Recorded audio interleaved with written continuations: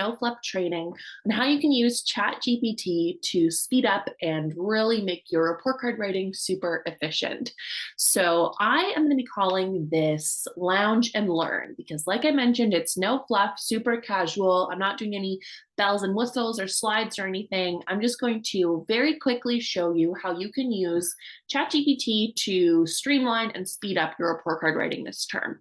And the reason I'm putting this out is because a lot of people have maybe heard about all this new AI technology that's coming out, but it can be a little bit overwhelming on knowing where to start. I know I personally jumped into it right away because I was very curious about it and went into it with a lens of kind of uncertainty and wanting to figure it out. And now I love it. I use ChatGPT pretty much every single day, from meal planning to getting suggestions on my Instagram captions to figuring out fun names. For example, when I was trying to figure out a name for what I wanted to call this type of training, I was brainstorming back and forth with what I call the robot until I landed on Lounge and Learn. It didn't actually give me that idea, but just the process of having someone to talk to and bounce ideas around has allowed me to become a lot more creative on the fly, and it's really great. So when I was working with some of my educators in my pilot project that's going on right now called Classroom Confidant, which is basically small group coaching, really low price point, but very high touch communication with me. And we were talking about report cards coming up, and I had mentioned this as a strategy, and it completely blew their mind. So then I decided I needed to bring this to the masses because I'm all about making your life as simple and efficient and stress-free as possible. So without further ado, let's jump in. I'm just going to share my screen with you and show you how to get started from start to finish. So first thing you're going to do is you are going to open up your web browser and go to Google. And the reason I'm showing you right from Google is because there are so many AI sites out there now that I want to guide you to the one that I use just for the sake of this video, so you're not like looking around trying to find different ones. So the one that I like is, I think, the original. You would just Google OpenAI Chat GPT. And it's completely free. You're just going to log in using your Google account. And if you don't already have one, I know when I signed up, it was asking me to, I had to like get approved. It took a few minutes for me to get in. But all this to say, it is free, and they might have sped it up now that you can join right away. So then you have options of which ones you're going to go to. You're going to go to Chat GPT, and it will open up this main page for you. And it does look a little confusing. Some of my educators didn't know where to begin. And this bottom part right here where it says send a message, that's where you're going to start your chat. So I know it's a little confusing because it gives examples of all the things Chat GPT can do and some limitations. And this kind of almost looks like a support section, but this is exactly where you're going to type in your message. So here it just gives you some things you can ask: creative ideas for a 10-year-old's birthday party, explain quantum computing in simple terms, and it tells you a little bit about the capabilities and the limitations. So one important thing to notice is that there's limited knowledge of the world after 2021, and that's because that's when they were building all this technology and getting it all ready to go.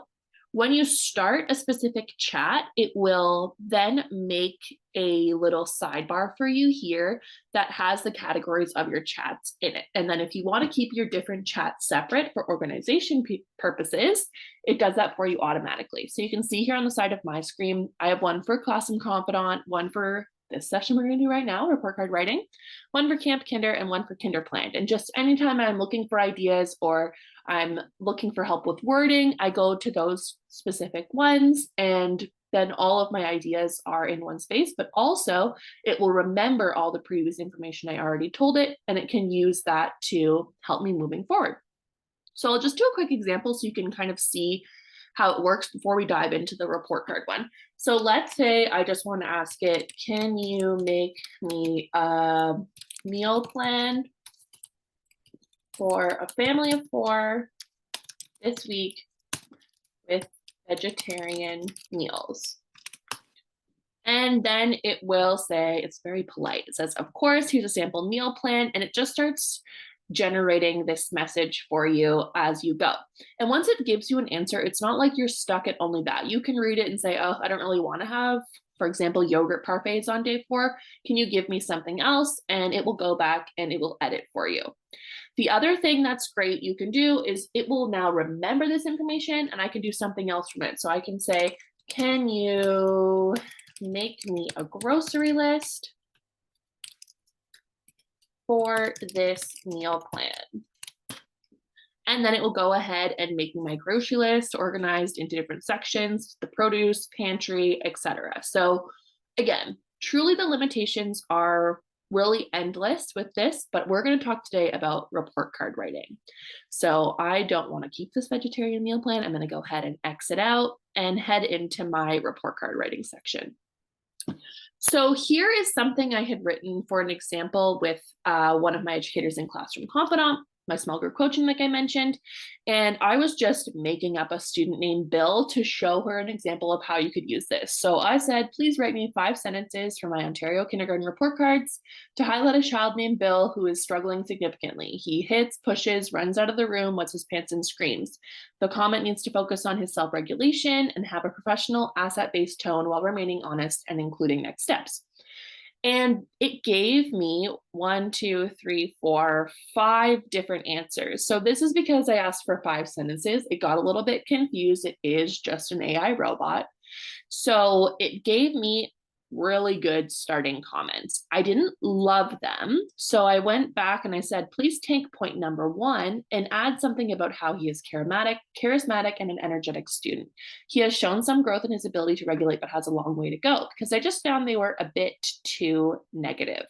So then it took this point number 1, it took my feedback and it wrote me this comment. Bill is a charismatic and energetic student who is currently facing challenges with self-regulation. While he exhibits difficulties in managing his emotions and impulses, it's important to recognize his positive qualities and the potential for growth within him. For next steps, we will continue to provide Bill with a supportive and structured environment that encourages positive behavior, leveraging his natural charisma and energy. By nurturing his strengths, we aim to further enhance his self-regulation skills. Implementing strategies such as visual schedules, sensory breaks, and consistent routines will assist him on his journey toward improved self-control. So considering this took me 10 seconds to generate at the time that I made it, that's a pretty good starting comment. Of course, for best practices, we would need to go in and put in some actual examples. But for those moments when you don't know how to word something, you maybe need help making it sound more positive, sound more professional, this is a wonderful, wonderful tool. The other way it's great is if, for example, you have siblings in your class.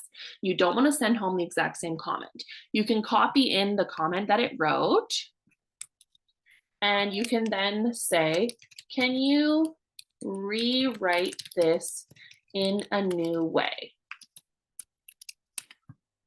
And it will give you another version of the comment using the same information, and then it's in a completely different structured way so that you're not feeling like you're repeating comments and sending the same thing home with all of your students. I wanted to do a test where I copied some of the expectations from the Ontario kindergarten program. So I just opened it up and I went to this section about demonstrating an understanding and critical awareness of written text. So we're going to do an experiment live together right now where I'm going to say, please use the following curriculum points in your response. And then I'm going to copy and paste them in. I'm not even going to worry about the formatting here. It's a little bit wonky because of the bulleted list, but we're just going to see what happens if I leave it as is. And then I'm going to say, as a class, we read the book One Gray Mouse, and my student, Sophia, absolutely loved it.